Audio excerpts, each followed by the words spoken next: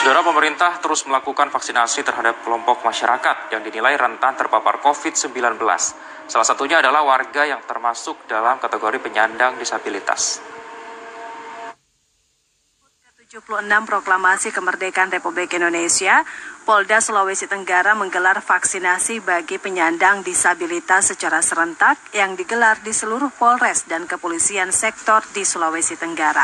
Hal ini sengaja dilakukan mengingat capaian vaksinasi bagi penyandang disabilitas masih sangat rendah. Berdasarkan data yang ada, jumlah penyandang disabilitas di Sulawesi Tenggara mencapai 3.638 orang. Dari jumlah tersebut yang telah menjalani vaksinasi baru mencapai 79 orang atau sekitar 2,1%. Rendahnya vaksinasi bagi penyandang disabilitas disebabkan beberapa faktor.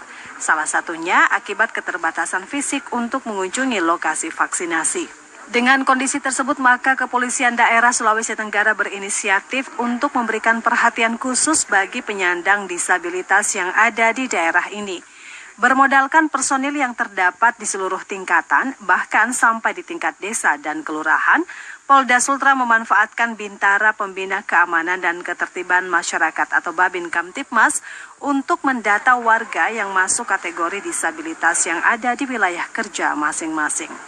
Untuk memudahkan bagi penyandang disabilitas melakukan vaksinasi, personil kepolisian dibantu oleh relawan melakukan penjemputan bagi penyandang disabilitas di rumah masing-masing. Sebagai bentuk perhatian, Kepala Kepolisian Daerah Sulawesi Tenggara turun langsung ke lapangan dan menyerahkan bingkisan sembako bagi penyandang disabilitas yang mengikuti vaksinasi.